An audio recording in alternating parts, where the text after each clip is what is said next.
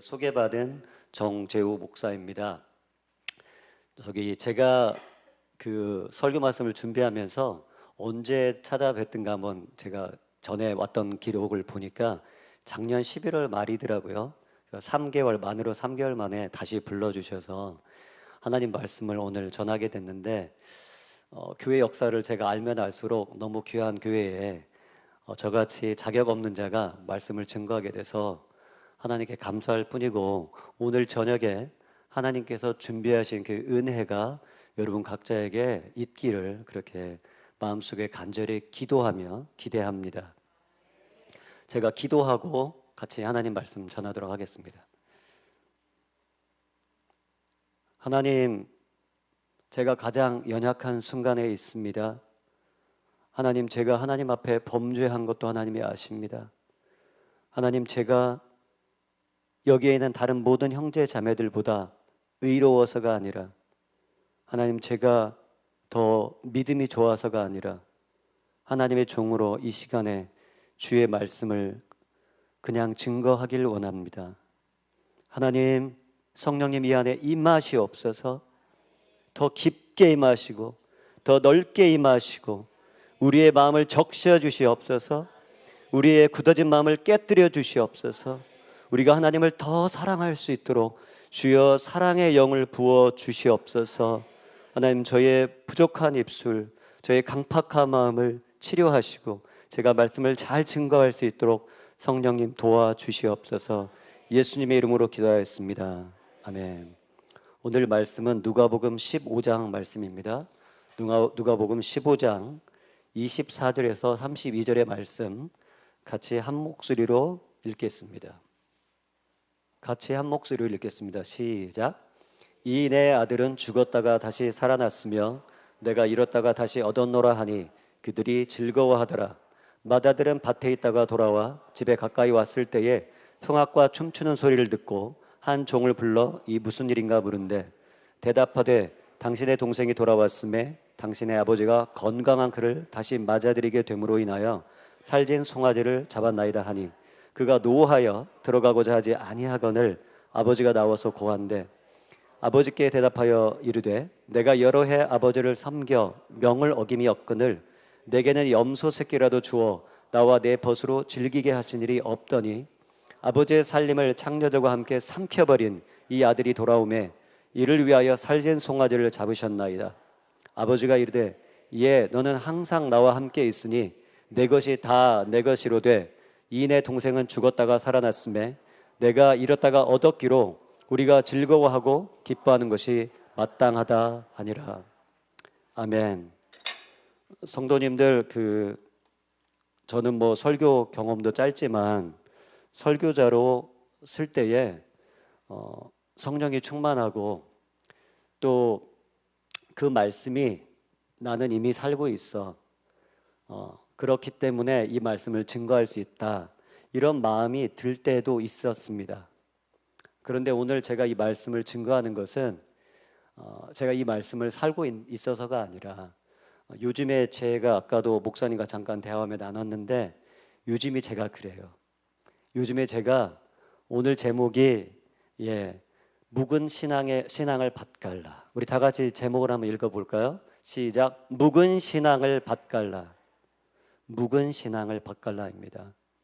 이 말씀을 정한 것은 죄송하지만 산성교회를 위해서 정한 게 아니라 제 신앙의 요즘의 상태를 제가 깨닫고 저 자신에 대한 그 설교이면서 동시에 혹시 저와 같이 혹시 이 중에 마음이 내가 요즘 좀 딱딱해졌어, 주님의 은혜가 좀 필요해진 것 같아, 이런 마음을 가지신 분이 혹시 계시면 하나님께서 은혜 주시기를 원합니다.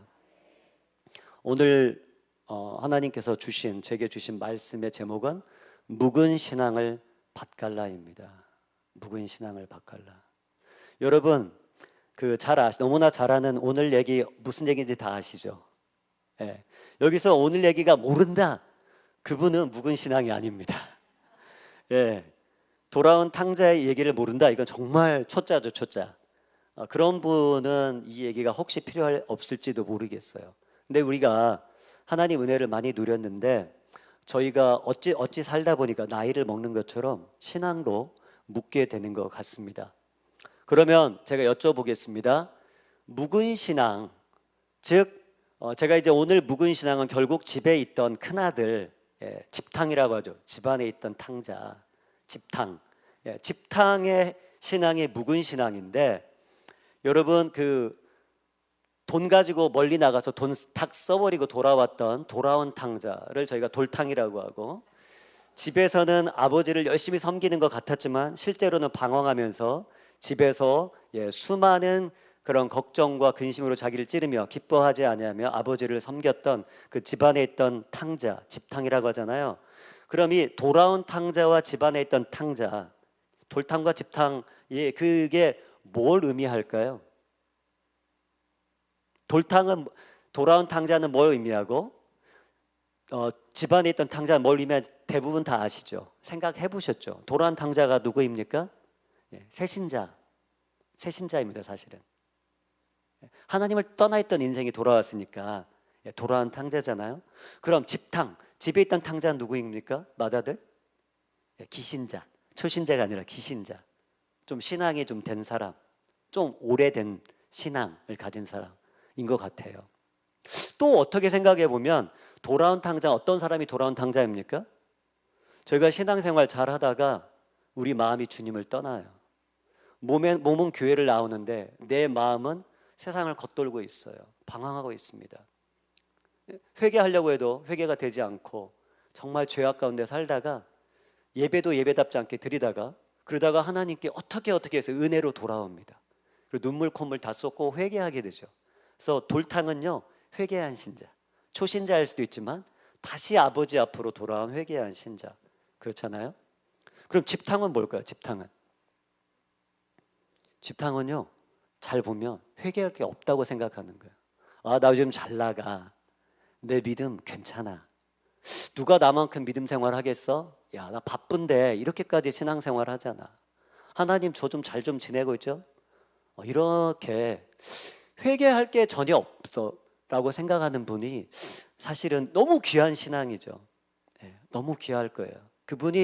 제가 그분 신앙이 나쁘다, 그분 신앙이 잘못됐다는 게 아니에요. 만약에 오늘 여기 앉으신 분이 하나님 내가 지금 딱 보건데 회개할 게 없네요. 너무 감사한 일이죠. 우리가 만약에 주님 앞에 회개할 게 없다면 얼마나 귀하고 행복한 일이겠습니까? 그런데 사실은 성경에서 요한일서에서 죄를 짓지 아니한다고 생각하면 거짓말하는 자라고 얘기하고 있습니다. 그렇기 때문에 우리가 회개할 게 없다고 생각하는 건 바로 집탕이죠. 맏아들의 신앙인 것 같습니다. 그런데 사실은 돌아보면 오늘 말씀을 보면 15장 1절과 2절이 예수님께서 돌탕과 집탕의 얘기를 하신 게 바로 이 사람들 때문에 그래요. 그러니까 기신자, 초신자이다, 기신자이다, 회개를 할 수 있는 사람이다, 회개를 할 수 없는 사람이다, 이걸 떠나서 뭐냐면요, 누가복음 15장 1절과 2절은 돌탕이 누구인지 집탕이 누구인지를 정확히 얘기하고 있어요. 예수님이 이것 때문에 말씀하셨습니다. 같이 읽겠습니다. 시작. 모든 세리와 죄인들이 말씀을 들으러 가까이 나오니 바리새인과 서기관들이 수국에 이르되 이 사람이 죄인을 영접하고 음식을 같이 먹는다 하더라. 예수님이 생각하신 돌아온 탕자는요, 바로 저기 나오는 세리와 죄인들이었습니다. 세리와 죄인들. 눈에 보기에도 이 사람들은 회개해야 돼, 잘못 살고 있어, 이런 사람들이죠. 근데 집탕, 예수님이 콕 집어서 너는 집탕이야 말한 사람 저기 있죠. 누구입니까? 바리새인과 서기관들이라는 거예요. 바리새인과 서기관의 문제는 너무 완벽했어요. 너무 잘했어요. 우리가 그분들의 신앙을 우습게 여기면 안 됩니다. 우리가 바리새인 쉽게 올리잖아요. 사실은 바리새인 같은 신앙을 갖는 게 어마어마하게 힘듭니다. 대단한 믿음이에요. 그런데 문제는 뭐냐면 자기의 신앙에 도취되어서 나중에 마음이 굳어지고 자기의 죄를 못 보게 된 것이죠. 그러면 여러분 또 질문을 합니다.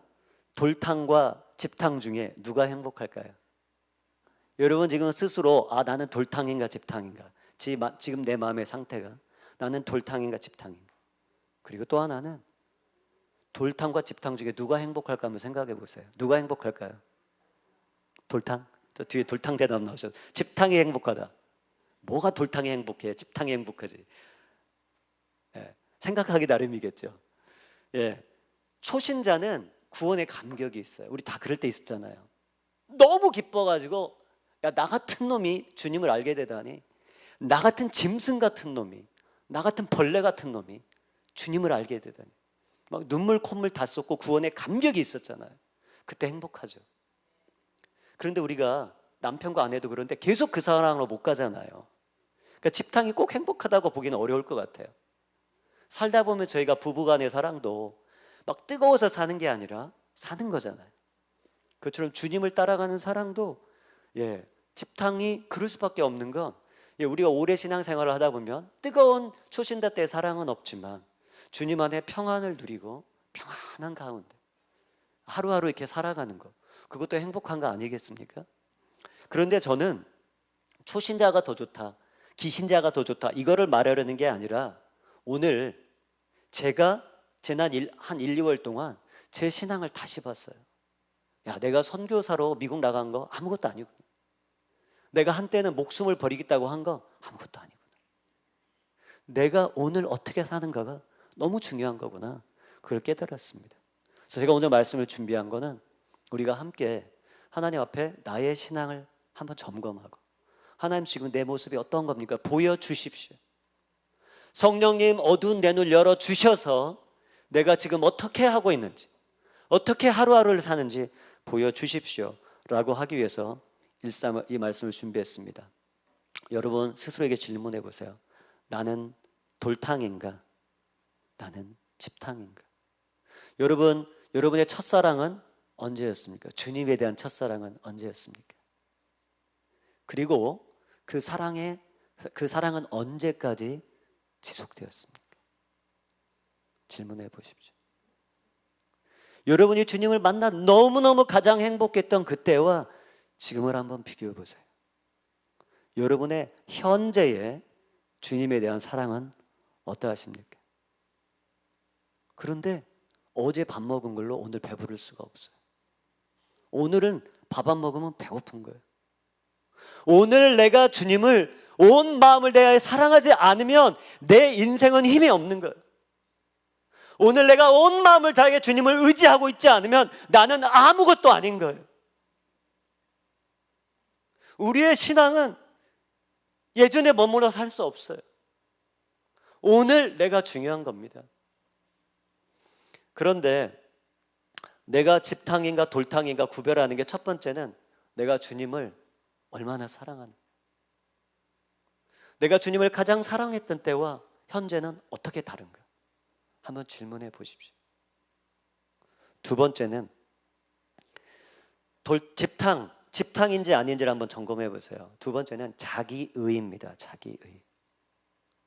내가 의롭다고 하는 순간 너희가 의로운 줄 아냐? 그러면 넘어질까 조심하라. 그 말씀이 너무 맞는 것 같아요. 우리가 믿음이 연약해서가 아니라 믿음이 너무 좋은데, 내가 하나님에 대한 열정도 좋은데, 다 좋은데 내가 그렇다라고 스스로 자긍하는 순간 우리는 넘어지는 존재로 만들으셨어요. 우리는 아무것도 아닙니다.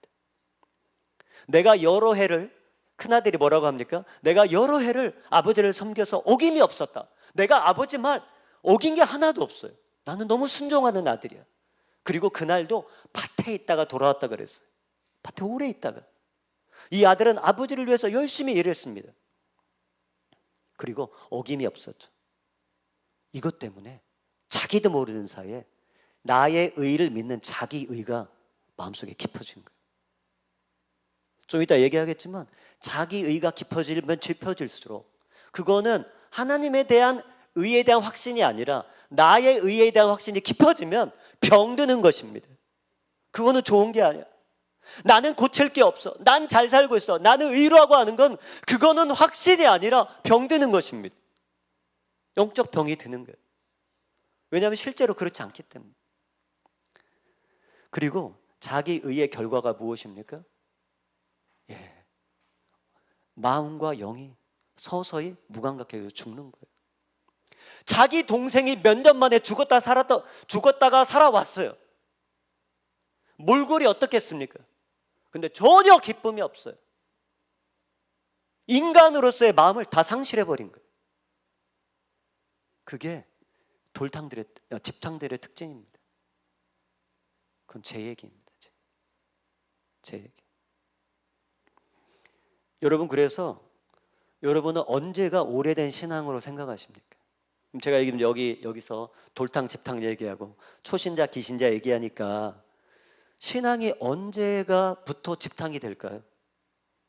신앙이 몇 년 정도 된 사람이 기신자, 오래된 신자이고 예전에 신앙을 기쁨을 잃어버려서 이제는 오래된 신자일까요? 그거는 저는 연수하고 관련이 없다고 생각해요. 1년 만에도 집탕이 될 수 있습니다. 첫사랑 빨리 잃어버리는 사람 저 많이 봤어요. 어떤 분은 하나님을 사랑하는 마음을 굳게 지켜서 3년 정도 첫사랑을 유지한 분도 있고, 또 어떤 분은 중간에 완전히 넘어지고 자빠지고 다 했다가 하나님 다시 세워줘서 10년이 지났는데 첫사랑을 많이 회복한 분도 있을 수 있죠. 그래서 여기서 오래된 신앙은 신앙의 연수가 아니에요. 6개월 만에도 첫사랑을 잃을 수도 있습니다. 5년 만에도 10년 만에도. 예. 그런데 여러분, 하나님은 이 세상을 만드실 때 참 너무 오묘하게 만드셨어요. 여러분, 돌탕과 집탕을 한번 가만히 생각해 보십시오. 어떤 특징이 있는 것 같아요? 이 집탕들은요, 오래되고 저희의 신앙이 오래되고 내가 스스로를 믿게 되고 내가 하나님과 걸어온 시간이 길어질수록 우리가 잘못하면 집탕이 되는데, 그런 사람들의 특징은 어떤 거라고 생각하십니까? 저는 이 마음밭을 다시 생각해 봅니다. 우리가 저쪽 왼쪽 끝에서부터 보면 어떤 거죠? 길가밭, 4가지 밭의 비유를 주님이 말씀하셨죠. 씨 뿌리는 자의 비유를 통해서. 길가밭, 두 번째는 돌밭, 세 번째는 가시밭에서 가시가 결실하는 걸 못하게 했죠. 마지막은 옥토, 좋은 밭이죠.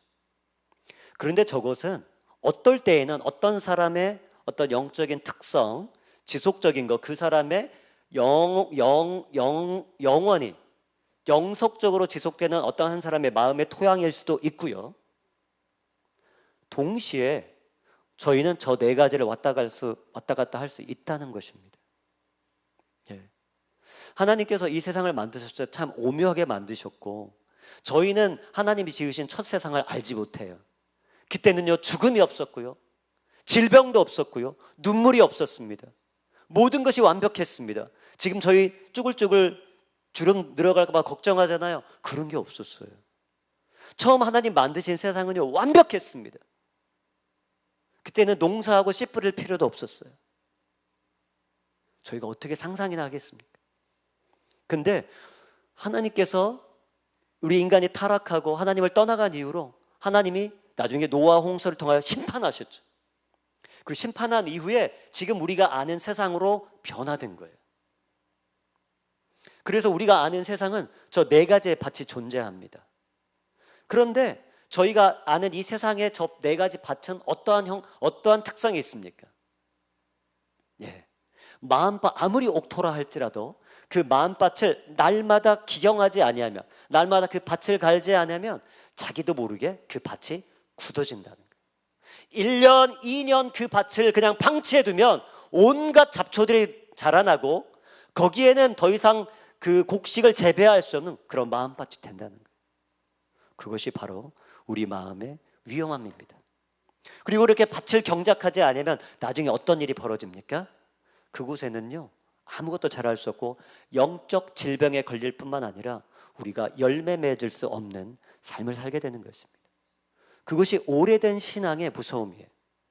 제가 아까 말씀드렸죠. 오래된 신앙이 나쁜 게 아니다. 오래된 신앙은 행복할 수 있죠. 주님과 걷는 그 깊은 안정감, 얼마나 좋습니까? 그러나 우리 안에 동시에 그런 위험이 있다는 거예요. 우리가 방심하면 우리의 영혼이 굳어지고 우리가 병에 걸리고 열매 맺지 못하는 인생이 되는 것입니다. 그런데 여러분, 쉽게 이해하시죠? 교회 안에는요, 돌탕이 많을까요? 집탕이 많을까요? 죄송하지만 나 하나님 안지 1년 미만이야. 이 손 들어보세요. 혹시요. 나 하나님 안지, 나 초신자예요. 최근에 왔습니다. 손 들어보세요. 저기 한 분 계세요. 저분은 오늘 혹시 진짜 돌탕이실지도 몰라요. 돌탕 한 분 계십니다. 여기도 계시고, 우리 형제님. 그런데 저 보세요. 우리가 전부 다 신앙이 오래된 건 하나님의 은혜를 받은 거죠. 나를 불러주셨기 때문에. 그런데 살다 보니까 나도 모르게 마음이 굳어진 거예요. 내가 그러려고 마음 먹지 않았어요. 나는 주님을 더 사랑하기 원했는데 나도 모르게 어느새 마음이 굳어져 있는 거예요. 그런데 그런 집탕들, 마음이 굳어진 집탕들의 특징이 있습니다. 그거는 첫 번째, 속사람이 서서히 자기도 모르게 변화하는 것입니다. 속사람이 변하면 첫 번째 사라지는 게 뭔지 아십니까? 집탕의 특징. 아까 그 아들이 어때요? 아버지를 향해서 감사한 마음이 있습니까? 거의 삿대질 했을 거예요. 아빠, 나한테 뭐 하나 준 거, 좋은 거 준 적 있어? 왜 동생한테는 그렇게 해? 아마 그랬을 거예요. 감사한 마음이 하나도 없죠. 집탕의 특징은요, 감사함이 없어요. 여러분, 요즘 내 삶이 너무 좋아서 너무 행복해. 하나님 때문에 난 너무 행복하고 그냥 하나님 완전합니다. 이런 고백하고 사십니까? 그럼 그분은 집탕 아니에요. 그분 집탕 아니에요. 이 얘기는 제 얘기예요. 계속 저는 감사함을 잃어버렸었어요. 1~2월달이 너무 힘들었어요. 아니 하나님, 제가 선교사 14년 하고 돌아와서 순종해 왔는데 하나님 왜 이러세요? 제발, 나 너무 힘들어요.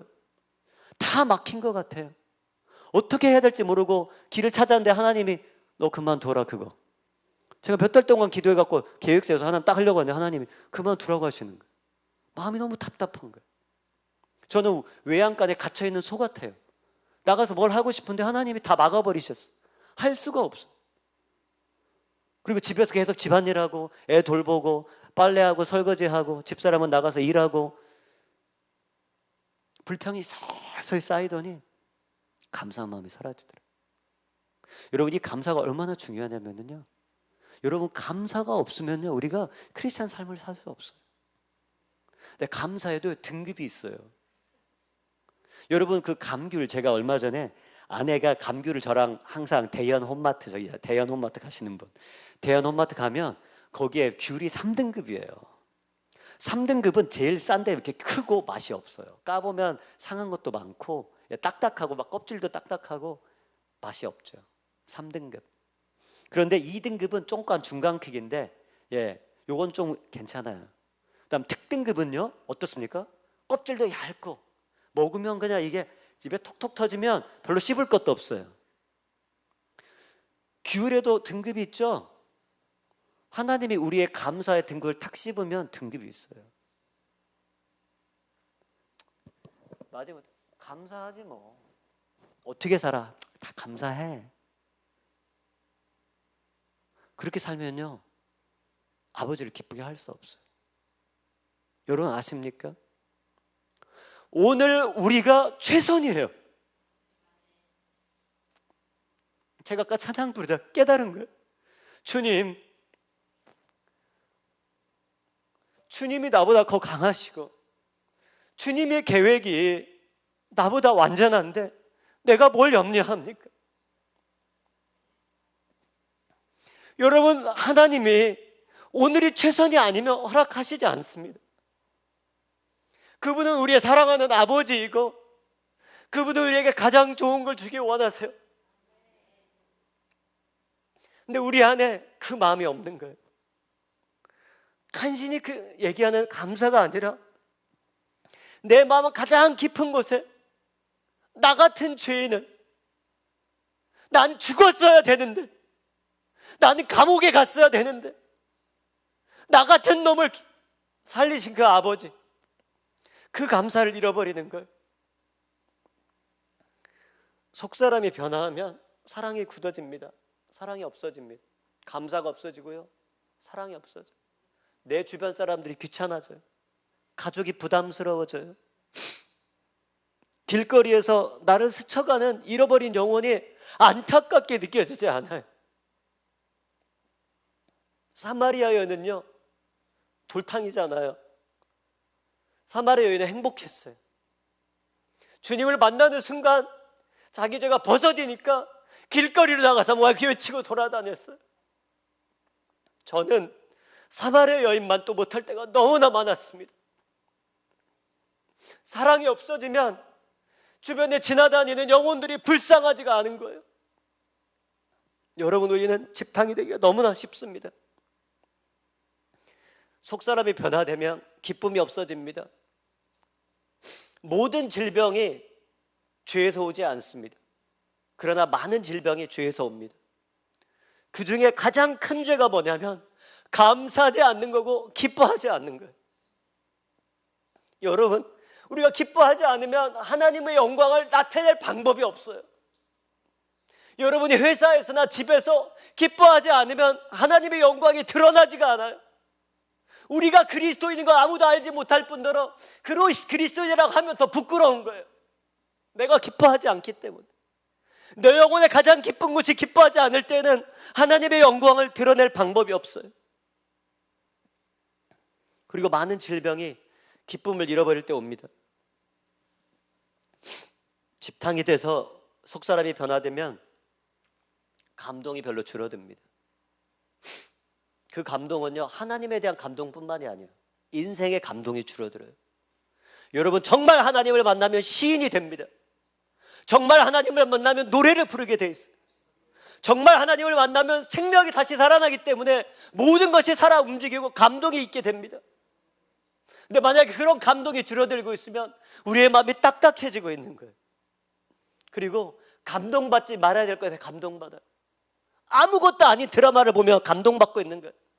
하나님의 사랑의 얘기에 비하면 비할 수도 없는 너무나 저속하고 아무것도 아닌 드라마의 상상력에 빠져 감동받고 있는 거예요.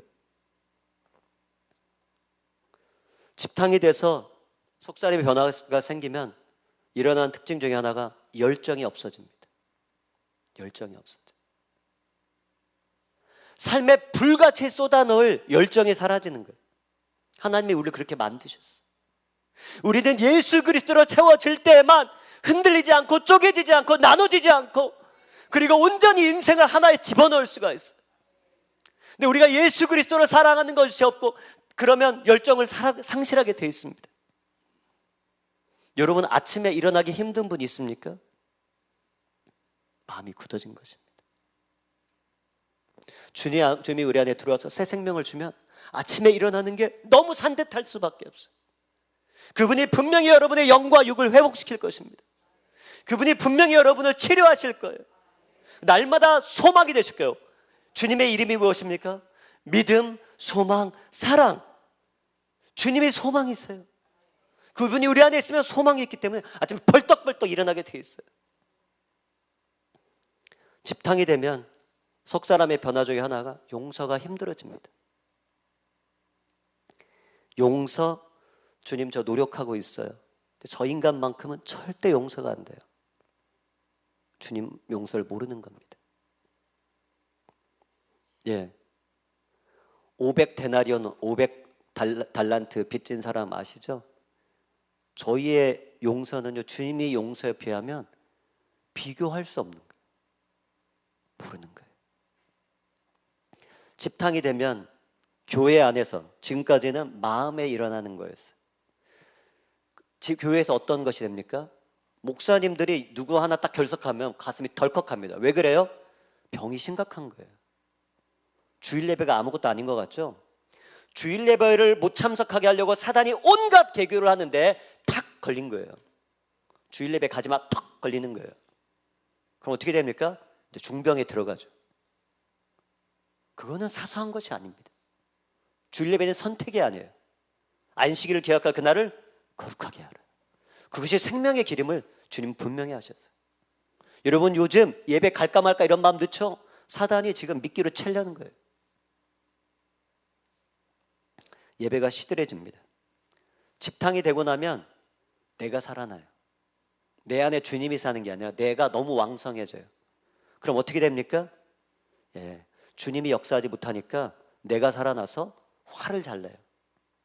혹시 요즘 화가 좀 느신 분들은 이제 우리가 회개해야 됩니다. 저도 그래요. 정욕이 들어옵니다. 세상 욕심이 들어옵니다. 예. 그리고 어떻게 됩니까? 큰아들이 어떻게 했어요? 막내 아들을 부러워해요, 오히려. 그죠? 집 나가진 않았지만 막내 아들 부러워잖아요. 오, 아빠 이렇게 잘해주고 말이야. 나는 뭐야? 혹시 여러분, 하나님 이게 뭡니까? 세상 사람들 잘 살아가는 것 같은데 왜 나는 이렇게 고난을 주세요? 나 너무 힘들어 죽겠어요. 나 외로워 죽겠어요. 하나님, 나만 바보인 것 같아. 그거 위험한 겁니다. 그거는 사단이 주는 생각이에요. 그리고 가장 무섭고도 마지막인 것은 집탕이 되면 구령의 열정이 식어집니다. 집탕이 많으면 교회가 부흥될 수 없어요. 우리가 집탕이 되어가면 교회가 부흥이 안 돼요. 왜요? 첫째 아들이 어떻게 됐어요? 둘째 아들이 지발로 돌아왔어. 누가 찾아간 것도 아니야. 전도한 게 아니에요. 지발로 들어왔어. 근데 기뻐하질 않아. 사라졌으면 좋겠어. 영혼을 보는 게 아니라 나에게 이득이 될까 안 될까만 생각하고 있어요. 여러분, 이 모든 거는요, 성도 여러분, 형제 자매분, 여러분에게 얘기한 거 아니에요. 제가 지난 1, 2월 동안 제 영 안에 일어났던 것들을 얘기하는 거예요. 그럼 제가 믿음이 없었던 사람이냐? 40살 노총각 때 주님 부르셨는데 제가 직장 던지고 미국까지 갔습니다. 세탁소에서 일하고요, 너무 행복했어요. 제가 지하 세탁소에서 일하는데 매연이 가득한 지하 세탁소에서 옷을 근사하게 차려입은 사람들이 저를 불쌍하게 쳐다봤어요. 저는 그분들 앞에 당당했어요. 그리고 너무 행복했어요. 매일매일이 세탁소에서 영어 교사하다가 미국에 갔는데 세탁소에 일하는데 너무 행복했어요. 그래서 사람들이 저에게 물었어요. 야, 너는 왜 이리 행복해 보이니? 그래서 제가 얘기했죠. 난 예수님과 동행하기 때문에 행복하다. 그랬던 제가 그거 다 까먹더라고요. 여러분, 그래서 저희가 집탕이 될 때가 있어요. 그럼 저희가 어떻게 이 집탕의 상태를 벗어나서 어떠한 신앙의 삶을 연습해야 될까요? 집탕 신자의 삶을 벗어나서 저희가 어떤 신앙의 연습을 해야 될까요? 자, 같이 한 목소리로 읽겠습니다. 베드로전서 1장 9절 시작. 믿음의 결국 곧 영혼의 구원을 받음이라. 저게 무슨 말일까요? 믿음의 결국이란 말이 뭐죠? 끝이죠, 끝. end, 끝이죠, 끝. 그래서 영어로는 You are receiving the goal of your faith, the salvation of your souls. 그랬는데 여기서 goal이라는 게 목표 이렇게 했지만 다른 성경, 영어는 해설 그 성경 버전이 많은데 다른 거에는 end라고 되어 있어요. end. 우리 믿음의 끝이 뭐예요? 우리 믿음의 끝이 영혼의 구원이에요. 영혼의 구원. 여러분, 질문 다시 하나 드립니다. 여러분 굉장히 많은 좋은 훈련을 받으신 걸 알아요. 자, 질문 드립니다. 우리가 구원받은 것은 이미 끝난 것입니까? 나중에 완성되는 것입니까? 이미 끝난 겁니까? 나중에 완성되는 겁니까? 네, 저희가 헷갈리면 안 돼요. 구원은 영접시에 이루어졌습니다. 아멘. 주님을 우리가 아무리 자격 없어도 예수님을 영접하는 순간 하나님의 자녀가 되는 권세를 주셨어요. 그런데 그거는 시작이지 완성이 아니에요. 그건 시작이에요. 그래서 완성은 언제 이루어지냐면 우리가 이 땅을 벗어나서 이 육신의 장막을 벗고 하나님 나라에 들어가는 순간 그때의 구원이 완성되는 거예요. 네, 그러니까 우리의 영혼의 구원은요 이미 받았지만 끝난 게 아니에요. 완성을 향해서 계속 더 지어져 가야 되는 것이죠. 예. 그런데 1장 8절에 보면 제가 적지 않았는데 베드로 사도가 이렇게 썼습니다. 한번 들어보십시오. 예수를 너희가 보지 못하였으나 사랑하는도다. 이제는 보지 못하고 믿고 말할 수 없는 영광스러운 즐거움으로 기뻐하니. 베드로가 뭐라고 했냐면 야, 니들이 예수님을 보지도 못했는데 니네가 예수님을 사랑해. 그리고 이제 보니까 이제 아직도 안 보여. 예수님이 안 보여. 그런데 영광스러운 즐거움으로 기뻐한다고 되어 있어요. 저는 우리 안에 이 마음이 회복됐으면 좋겠어요. 오늘 이 저녁에 주님, 내가 영광스러운 즐거움으로 인한 기쁨이 내 안에 있기를 원합니다.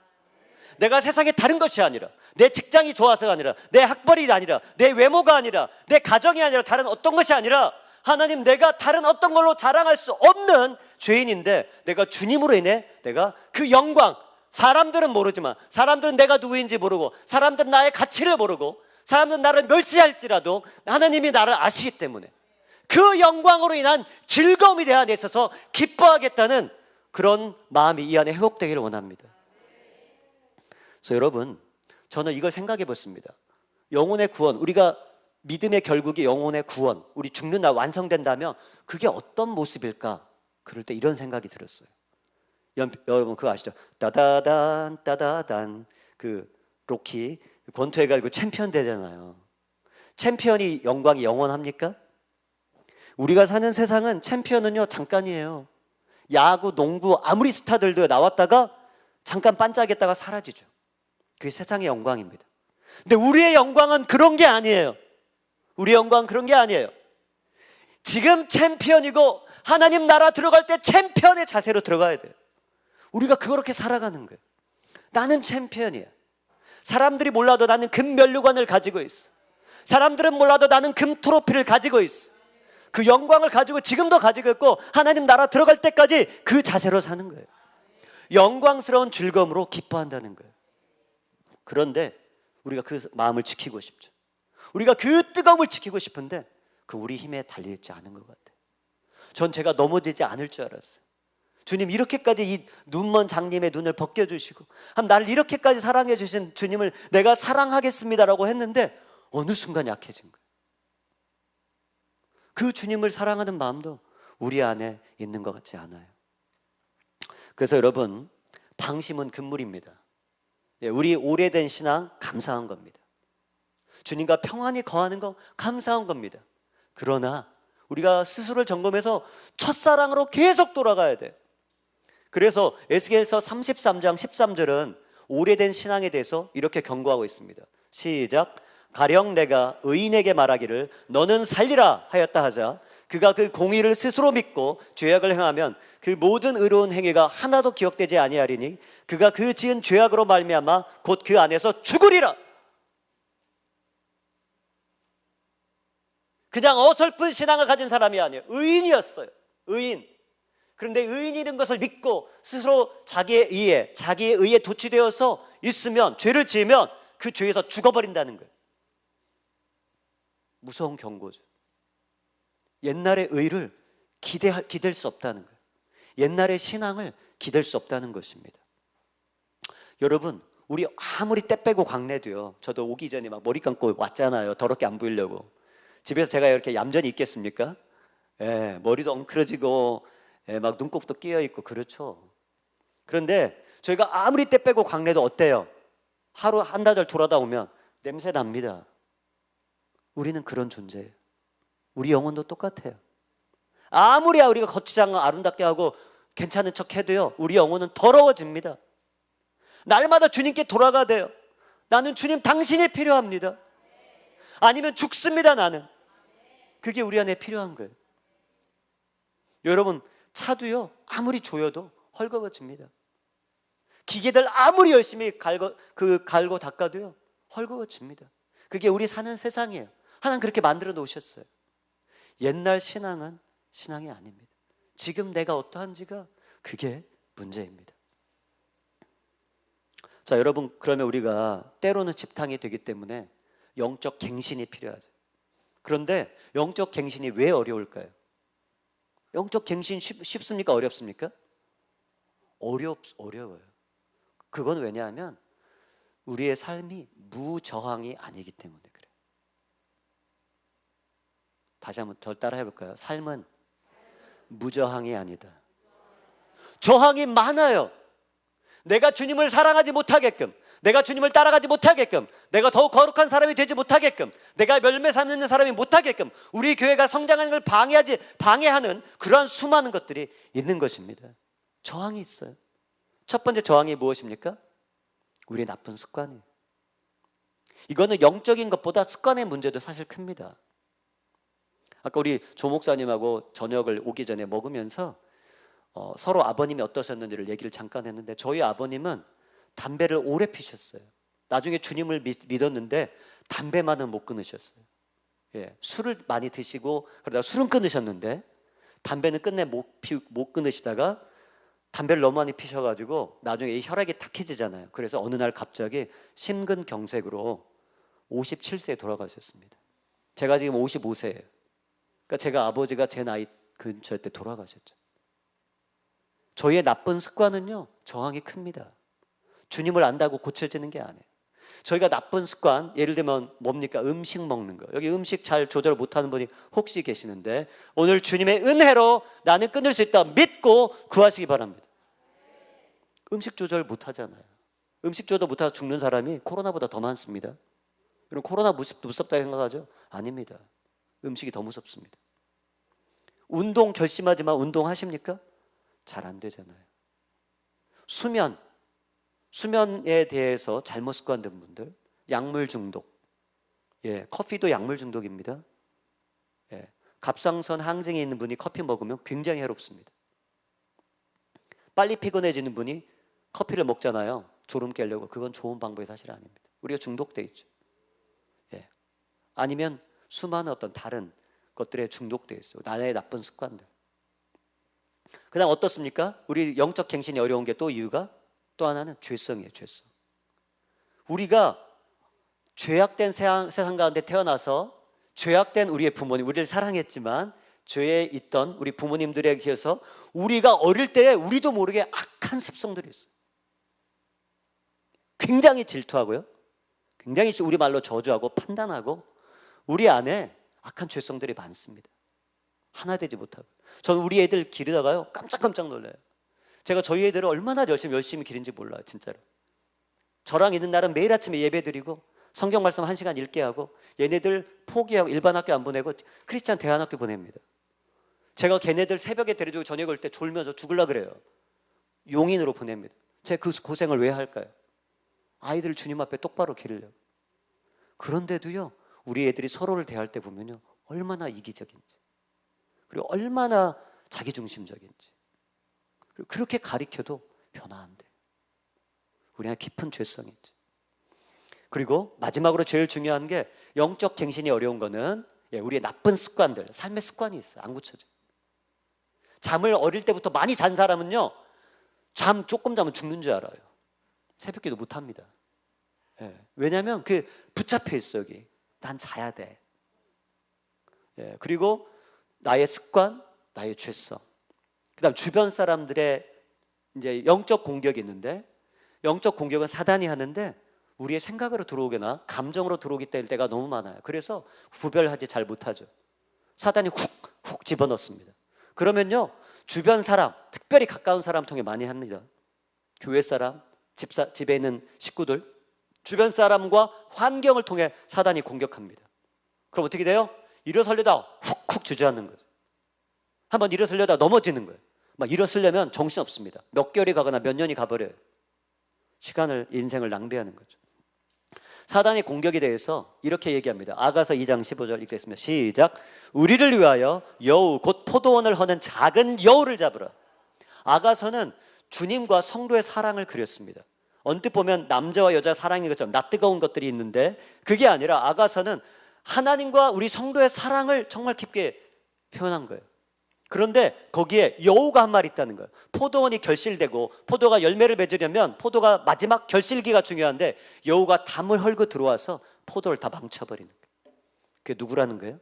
사단입니다. 인생이 결실치 못하는 이유가 사단에 계속 넘어지는 거예요. 그래서 지금부터 우리가 집탕신자로서 영적인 갱신이 필요한데 우리를 막는 저항들이 있지만 그 중에 가장 중요한 건 영적인 거예요. 영적인 것이 깨지면 습관도 조금씩 잡을 수 있습니다. 영적인 게 넘버원이죠. 그러면 영적인 것 중에 첫 번째가 뭐냐면 우리가 알아야 될 게 생각이 시작되는 근원을 깨달아야 돼요. 다시 따라해 봅시다. 생각이 시작되는 근원을 기억하라. 이게 중요합니다. 여러분 비교하는 마음이 탁 들어왔어. 누가 할까요? 여러분 비교하는 마음이 탁 들어왔어. 내가 못나서 그럴까요? 그렇지 않습니다. 비교하는 마음과 함께 미워하는 마음이 확 들어왔어요. 누가 할까요? 100% 사단입니다. 성도 여러분, 우리의 생각은요 중립적인 게 없어요. 하나님께로 오거나 사단에게 오거나 나의 생각이에요. 그런데 비교하는 마음은 무조건 사단에게 옵니다. 그걸 알아야 돼. 내 안에 비교하는 영이 딱 들어온다. 어떻게 해야 돼요? 사단아 물러가라 해야 됩니다. 그 생각이 딱 눌리는 순간 어때요? 딱 이미 덮밥에 걸렸습니다. 그럼 어떻게 돼요? 야, 걔 봐봐. 너 무시하잖아. 너도 무시해. 너 무시해버려. 이런 마음이 계속 연타로 들어옵니다. 거기서 방어해내지 못하게 되면 어떻게 돼요? 아, 그 집사 정말 꼴보기 싫어. 아, 교회 가기 싫어져. 막 이렇게 되는 거예요. 비교하는 마음이 한번 딱 들어오면 그 다음에 판단하는 마음, 정죄하는 마음 줄줄줄 들어옵니다. 그리고 나중에는 다 싫어지는 거예요. 무서운 겁니다. 그 비교하는 마음이 인간에게 가장 먼저 사용한 사단의 미끼가 바로 비교하는 마음이었어요. 누구한테 그랬죠? 예, 가인과 아벨의 제사에서 하나님께서 가인의 제사는 받지 않으셨어요. 왜? 합당치 않아서. 근데 아벨의 제사는 받으셨거든요. 그 비교하는 마음이 딱 들어왔어요.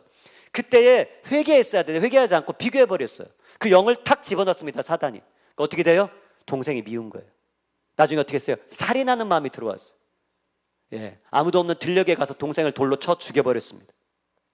지금 그게 우리에게 일어납니다. 여러분, 영적으로 힘을 못 내고 자꾸 넘어지는 이유, 우리가 집탕이 되어가는 이유는 우리 내면의 영적인 이 공격을 알지 못하기 때문이에요. 영적인 근원은요 하나입니다.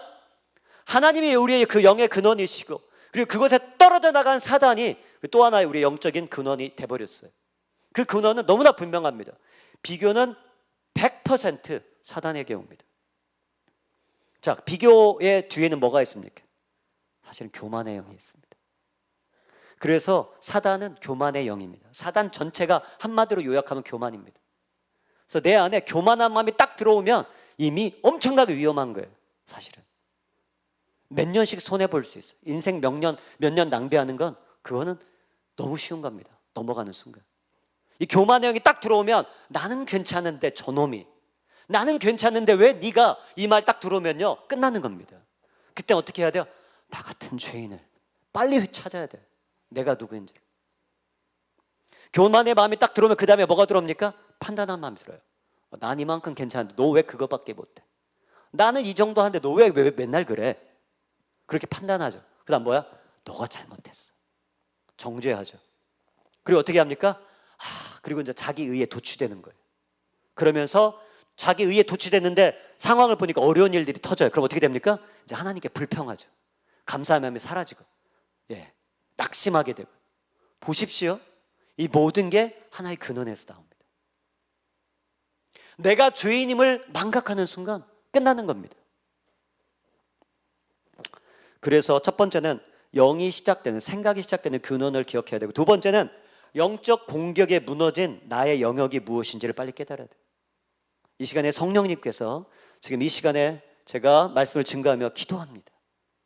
하나님, 여기 있는 형제 자매들의 영적이 깨어진 부분을 지금 깨닫게 하여 주십시오. 보게 하여 주십시오. 하나님, 내가 어떤 부분을 지금 회개해야 됩니까? 하나님, 내가 어떤 부분에 무너진 부분을 지금 수축해야 됩니까? 내가 어떤 무너진 그 포도원의 그 부분을 채워서 여우가 결실할 그 포도를 훔쳐가지 않아야 되겠습니까? 지금 기도해야 됩니다. 내 무너진 부분이 불만족하는 건지, 하나님이 내게 해주신 게 너무 없어, 불평하고 계십니까? 불만족하고 계십니까? 감사를 회복해야 됩니다. 여러분, 지금 화가 나 있습니까? 이웃에 대한 화, 하나님에 대한 화가 나 있습니까? 딱 하나 제가 깨달은 게 있어요. 너나 잘해. 나만 잘하면 되더라. 내가 죄인인 거 알면, 예, 내가 죄인인 거 자꾸 망각해요. 그거 하나도 기억 못해요. 우리는 내가 죄인인 것도 기억 못해요. 혹시 삶이 게을러지셨습니까? 하나님 안에 소망이 있는 걸 기억해야 돼요. 앞이 보이지 않는 것 같고, 내가 지금 너무나 힘든 것 같고, 뭐 사방팔방 다 다친 것 같고, 별로 재미없는 인생인 것 같고, 정말 하나님 나를 기억하시는가 의심되는 것 같지만 그렇지 않아요. 하나님, 여러분 분명히 기억하고 계세요. 하나님 분명히 여러분을 세워주실 거예요. 회복시켜 주실 거예요. 힘 주실 거예요. 위로해 주시고, 가정도 주시고, 직장도 주시고, 분명히 하나님 그렇게 하십니다. 저에게도 그렇게 하셨어요. 분명히 하실 거예요, 하나님. 예. 또 하나 무너진 영역, 여러분 우상 숭배 어떠십니까? 영적인 것 중에 제일 중요한 것 중에 하나가 이 우상인데요, 이 우상 왜 그러냐면 하나님은 사랑이시고 우리와 하나님의 관계는 오직 사랑을 통해서만 이 하나님을 섬기고 사랑하고 하나님과 함께 할 수 있어요. 근데 내가 하나님보다 관심을 두는 것이 무엇이 하나라도 있다면, 이 세상에 내가 하나님보다 의지하는 게 하나라도 있다면, 내가 하나님보다 더 반가워하고 기다리고 좋아하는 게 하나만 있다면 그게 우상입니다. 그게 뭐냐면요, 큰 거 아니에요. 같이 읽겠습니다. 디모데전서 4장 7절. 망령되고 허탄한 신화를 버리고 경건에 이르도록 내 자신을 연단하라. 허탄한 신화가 무엇입니까? 그때 당시 사람들은요, 둘러 앉아서 저녁에 저희처럼 TV가 있습니까? 인터넷이 있습니까? 그때 사람들은 뭘 해요? 유일한 오락이 얘기하는 거예요. 얘기하는 거예요. 옛날 얘기하는 거예요. 허탄한 신화가 뭐냐면 옛날 할머니들이 계속 동화 들려주고 신화 들려주고 민담 들려주고 했잖아요. 그런 거예요. 지금 우리는 뭐 합니까? 그 대신에 허탄한 신화 대신에 드라마 보는 거예요. 그게 뭐 한 거라고요? 허탄하다는 거예요. 근데 우리 마음은 끌려요. 여러분, 스포츠가요 얼마나 허망한 건지 아십니까? 저희 집 고양이 이름이 뭉인데 2살 된 고양이, 어느 날 뭉이가 축구를 개발했어요. 저희 집 뭉이가 축구를 개발했어요. 지 발로 이렇게 조그만한 종이 조각을 떨어진 걸 톡톡 차다가 얘가 신나니까 드리블을 막 해요. 그리고 재주가 좋으니까 이 밑에 뭐죠? 그 의자 밑으로 가면서 드리블을 해요. 사실 처음에 축구가 그렇게 개발됐습니다. 아세요? 영국에서 죽은 사람의 이 두개골을 가지고 차거나, 어린애들이 두개골이 돌아다니니까 차거나, 나중에는 돼지의 방광에다가 그 바람을 넣어 차고 그랬습니다. 축구가 지금처럼 화려한 게 아니었어요. 사실 고양이가 앞발로 이거 차고 다니나 그 영국 프리미어리그 난리잖아요. 손흥민. 그거나 똑같은 거예요. 진짜로 똑같은 거예요. 허탄한 건데 사람들이 그걸 신을 만드는 거예요. 1,000억, 2,000억 돈을 주고 우리의 신을 만드는 거예요. 금송아지를 만드는 거예요. 거기에 온 귀와 정신이 빼앗겨 있는 거예요. 그런데 시편 16편 4절에 예수님이 이렇게 말씀하십니다. 주님이 이렇게 말씀하십니다. 다른 신에게 피의 전제를 드리는 자를 내가 기뻐하지 않는다. 피의 전제가 무엇입니까? 나의 시간을 바치는 거예요. 나의 열정을 바치는 거예요. 나의 돈을 바치는 거예요. 왜요? 그게 우리의 피니까, 우리의 생명이니까. 지금 교회는 그래서 죽어가고 있습니다. 미국의 교회는요, 프로야구, 프로농구, 프로 이런 것 때문에 미국 교회는 죽어갑니다. 미국 교회가 죽어간 이유가 그거예요. 우상 때문이에요. 오늘 한국 교회가 힘이 없는 것, 이 우상의 문제가 굉장히 심각합니다. 여러분 보겠습니다. 광우병이 무섭습니까? 인터넷이 무섭습니까? 질문 한번 해보겠습니다. 여러분, 광우병이 처음 나왔을 때 많은 사람들이 두려웠어요. 그때 소고기 잘 안 먹었던 분 손 들어보세요. 두려워갖고 조금이라도 소고기 먹는 게 좀 두려웠었다. 그때 막 한동안 조금이라도, 단기간이라도 소고기를 좀 조심해 먹었다. 여러분 계셔요, 안 계셔요? 있습니다. 저도 그랬어요. 그리고 그런 소고기 수입하면 안 된다, 이런 얘기 막 했었습니다. 그런데 아십니까? 인간 광우병으로 죽은 사람이 미국에 1명입니다. 3억 넘는 인구 중에. 저희 나라 인구 중에 아직 1명도 없습니다. 광우병으로 난리가 났어요. 전국이. 수입해야 된다, 안 한다 막 데모하고 전국이 난리가 났습니다. 모든 사람들이 일어났어요. 왜? 눈에 보이니까요. 뇌가 구멍이 뚫린데, 소고기 잘못 먹으면 뇌가 구멍이 뚫린데 죽는데, 병신된데. 그러니까 광우병 가지고요 전국이 난리가 났습니다. 전 세계가 들썩들썩했어요.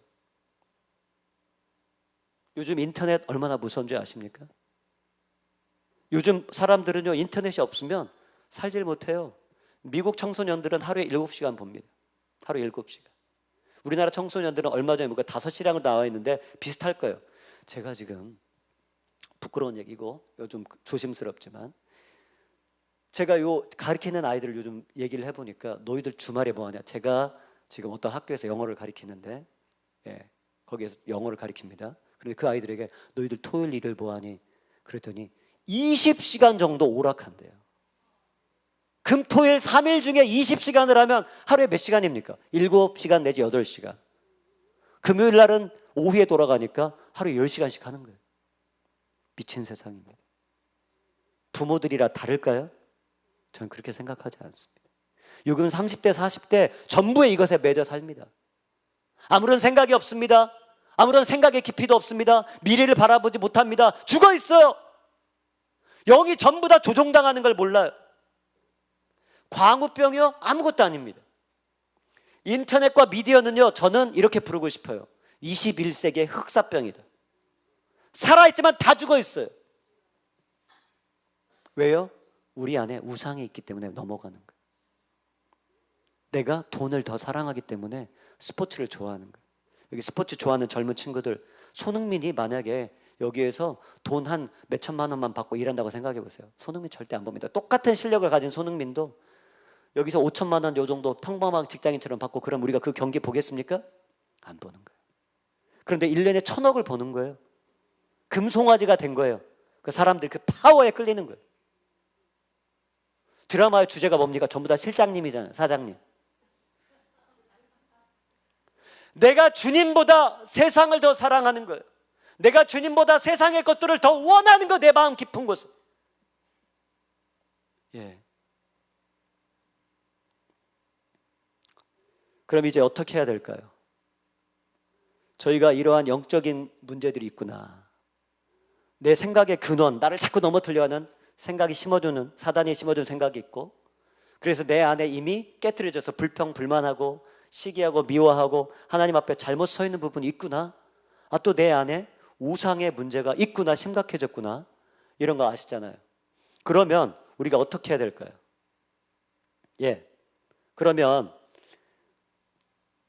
자, 같이 읽겠습니다. 시작. 십자가 못 박혀 죽었나니 그런즉 이제는 내가 사는 것이 아니요 오직 내 안에 그리스도께서 사시는 것이라. 이제 내가 육체 가운데 사는 것은 나를 사랑하사 나를 위하여 자기 자신을 버리신 하나님 아들을 믿는 믿음 안에 사는 것이라. 여러분, 제가 대학교 4학년이 돼서 그때 방위받다 돌아왔는데, 제가 영어 교육과 다니는데 4학년 때 제가 복학생으로 오니까, 그때 영어 교육과생인데 그때 1, 2학년 후배들은 아직 영어를 많이 못 배웠고, 제가 4학년이다 보니까 영국에서 어떤 할아버지가 왔는데, 그 할아버지는 그 교수님이 영국에서 공부할 때 하숙집 주인이셨어요. 그래서 그 할아버지를 저보고 한 달 동안 한국에 있을 때 친구해드리고 뭐 안내해드리고 하라 그랬어요. 그래서 제가 후배들 데리고 그 할아버지 모시고 테니스도 치고 시간을 많이 보냈어요. 짧게 하면 이분이 영국으로 돌아갔어요. 갑자기 저한테 선물 공세를 하는 거예요. 전 세계 라디오가 그 당시에 30년 전 넘습니다. 전 세계 라디오가 다 잡히는 초단파 라디오, 책, 그다음에 온갖 방송들의, 그때는 그런 자료들이 귀한데 영어 자료들, 제가 영어 공부하니까 막 이런 선물을 보내는 거예요. 전 처음에 저를 정말 형제로 사랑하는 줄 알았어요. 나중에 이분이 자기의 집을 다 팔아서 한국에 오면 집을 여러 채 살 수 있는 많은 돈을 가지고 한국에 온다는 거예요. 저는 그때 아버지가 막 돌아가시고 돈도 없어서 날마다 아르바이트하고 힘든 생활을 보냈어요. 그런데 그 사람이 돈을 싸가지고 온다는 거예요. 제가 오지 못하게 할 이유가 없죠. 그런데 신기한 일이 벌어졌어요. 그분이 오기로 한 지 얼마 안 남았는데, 제가 그분이 오면 저희 집에서 커다란 유리병에다가 식구로 맞이하려고 그 당시에 저희 집 식구 숫자만큼 천사 인형을 사두었어요. 이분이 우리 집 식구로 오니까 그분을 조그만 유리병 하나를 사고 그 안에 천사 인형을 담아가지고 제가 이거를 해놨어요. 그리고 그분이 오면 그 선물을 하려고. 어느 날 자는데 그 유리병이 펑 터진 거예요. 밤에, 한밤중에. 제가 밤중에, 그때는 의심이 안 생기니까 자다가 그 유리병을 모았어요. 그리고 너무 한밤중이라 졸리니까 그 유리병 조각들 다 유리병이 깨졌어요. 그리고 이렇게 생각했어요.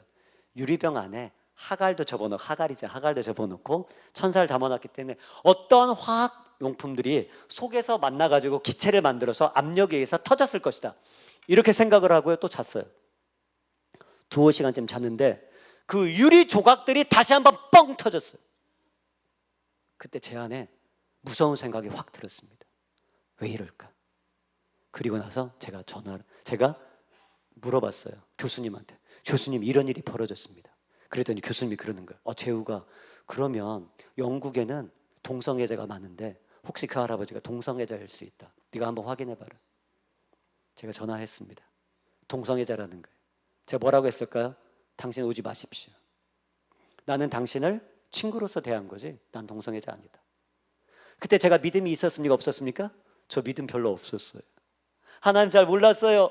근데 하나님이 은혜 주신 거예요. 우리 가족의 비극을 막아주기 위해서. 여러분, 하나님이 저에게만 그렇게 하신 것 같죠? 하나님은 우리가 알지 못할 때 우리를 구하셨어요. 하나님은 우리가 모를 때 우리를 도우셨어요. 내가 전혀 깨닫지 못한 순간에도 나를 지키셨어요. 그 하나님의 은혜가 있기 때문에 지금 우리가 살아있는 것입니다. 우리가 믿음을 회복하는 것은요, 내가 그리스도와 함께 십자가에 못 박혀 죽었나니 이걸 아는 거예요. 주님, 내가 정말 죄인입니다. 난 아무것도 아닙니다. 난 죽었습니다. 나는 죽었습니다. 예수님, 내 안에 예수님만 사십시오. 이거를 잊지 않는 거예요. 이걸 잊지 않는 거예요. 여러분, 또 하나는 어떻게 해야 될까요? 아버지의 것이, 아버지가 뭐라고 얘기했습니까? 아들에게 아버지가 이르되 예 너는 나와 항상 함께 있으니 내 것이 다 내 것이로다. 우리가 이걸 깨달아야 돼요. 여러분, 돈이 없다고 낙심하면 안 됩니다. 요즘 경제적으로 힘든 분들, 나는 부유해라고 자꾸 외쳐야 돼요. 실제로 부유한 것입니다. 제가 지금 여러분에게 허튼 소리 하는 게 아니에요. 여러분이 정말 영의 눈이 열리면 보이는 거예요. 이 세상의 모든 것은 사라지는 것입니다. 아무리 좋은 아파트도 새로운 건물도요, 전부 다 먼지에서 와서 먼지로 돌아가는 거예요. 우리도 먼지에서 와서 먼지로 돌아가는 거예요. 오직 하나님만이 영원합니다. 그분의 영광이 우리 안에 있으면 정말 영화로운 거예요.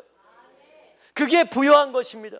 그때는 집이 없어도 되고 결혼을 못했어도 되고 자식이 없어도 되고 내가 부족한 것이 많다라고 생각하는 게 아니라 내가 여러 가지로 부족하지만 하나님이 나와 함께 하시기 때문에 내가 모든 것이 만족합니다라는 걸 우리가 깨달아야 되는 거예요. 내가 여러 가지 없지만 결핍되었지만 하나님 당신 때문에 내가 만족합니다.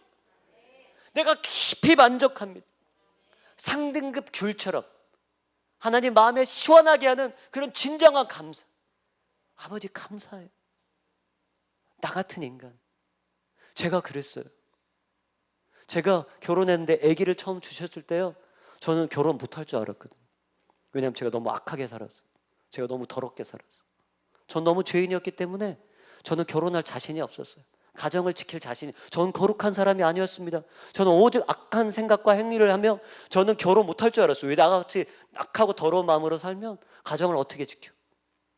가족에 대한 자신도 없었어요. 진짜로. 여기 젊은 친구들. 근데 주님이 나를 치료하셨어요. 결혼을 40살 노총각이 결혼을 했어요. 그리고 아내는 속이 안 좋아가지고 내분비가 안 좋아서 아기 못 난다고 그래서 아기 날 확률 10%. 저는 41살 노총각. 근데 아기를 처음 주셨는데 그 아기를 볼 때마다 제가 우는 거예요. 제가 우리들 애들 얼굴 볼 때마다 요즘도 가끔 울어요.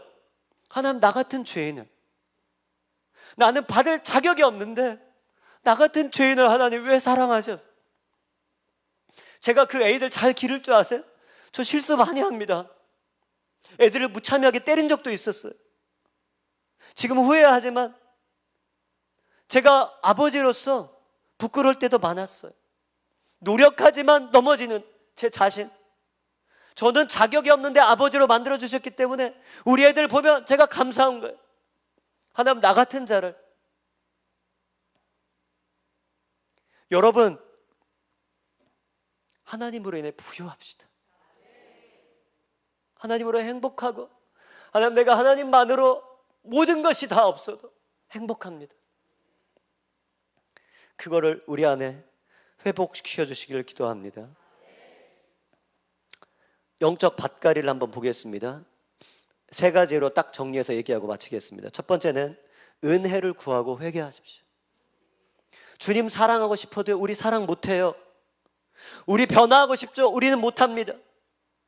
우리는 온전해지고 싶죠? 우리는 못해요. 우리는 얼마나 악한지, 우리가 얼마나 고집이 센지 우리는 못합니다. 나를 붙들고 있는 게 너무나 많아요. 내 영적으로 나를 압박하고 있는 게 너무나 많습니다. 못해요. 그래서 은혜를 구하고 회개해야 되는데 날짜를 정하십시오. 목표를 정하십시오. 내가 3일 금식할지 5일 금식할지 일주일을 단일 금식을 할지 집중적인 회개를 해야 됩니다. 그 쏟아 부으셔야 돼. 아버지, 날 살려주세요. 나를 회개하게 해주세요. 내 영을 달라지게 해주세요. 내가 어제와 똑같지 않도록 도와주세요. 기도해야 됩니다. 은혜를 구하고 회개하시고, 둘째로는 영적인 목표를 정하고 실천하셔야 됩니다. 세상 모든 거는요, 목표를 정하고 실천해야 돼요. 그런데 우리가 어렴풋이 있으면 발전이 없습니다. 구체적인 계획을 세워야 돼요. 내가 금년에 성경을 1독하겠다, 2독하겠다. 내가 기도를 30분 하던 걸 1시간 하겠다. 계획이 있어야 됩니다. 그리고 여러분, 우리가 그걸 지킵니까? 못 지킵니까? 못 지켜요. 어떻게 해야 될까요? 그룹으로 하세요. 여기는 혹시 그 가정교회이라면 가정교회에서 서로 약속해야 됩니다. 서약해야 돼요. 서약을 쓰고 하고 점검하고, 못하면 다시 기도하고 회개하고 이렇게 해야 돼요. 무너진 채로 살면 안 돼요. 아니면 멘토에게 말해야 돼요. 나의 멘토에게. 여기 장로님들이나 집사님들하고 목사님은 서로에게 멘토가 있으면, 하나님이 세우신 권위, 목사님 아래 멘토를 받으십시오. 내가 자꾸 무너집니다. 날 지켜봐 주세요. 내가 약속을 지킬 수 있도록 날 점검해 주세요. 영적 목표 중에는요, 복음 전할 사람도 세워야 됩니다. 가정교회가 가정교회가 되기 위해서는요, VIP가 많아야 됩니다. 한 명이라 전도해야 됩니다. 여러분, 살아있는 것의 증거는요, 영혼을 전도하는 거 보면 알아요. 내가 지난 5년 동안 전도한 사람이 한 명도 없다? 죄송하지만 지금 병들어 있는 겁니다. 내가 살아있으면 저절로 열매를 맺어요. 그게 하나님 말씀하신 거예요. 내가 하는 게 아니라 성령이 그냥 하시는 거예요. 내가 하는 게 아니에요. 내가 살아있으면 전도가 저절로 일어나요. 내가 죽어있기 때문에 그런 거죠. 복음을 최소한 한 명에게 금년에 복음을 전하고 교회 인도하게 하십시오. 내가 살아있는 동안에는 최소한 3명을 천국 가게 해주십시오. 기도하지 않겠습니까? 그리고 마지막으로 다시 한번 얘기하지만, 영적 밭갈이에 우상을 제거하세요. 저도 말씀을 전하면서 찔려요. 제가 몇 년 동안 TV 한 번도 안 본 적도 있었습니다. 몇 년 동안 뉴스를 안 본 적도 있었어요. 그때 제가 잘못 살았을까요? 제가 뉴스를 한 3년 정도 안 본 적이 있었는데, 그때가 제가 제일 충만했어요. 사실 뉴스 볼 필요가 없거든요. 그 얘기고 다 도둑놈 소리잖아요. 다 내가 잘났다고 교만한 얘기고 판단하는 얘기고 사단의 영이 가득하잖아요. 하나님 모르니까. 드라마, 뉴스 사실 중요하지 않습니다. 다시 살아나야 될 것 같아요. 같이 기도하겠습니다.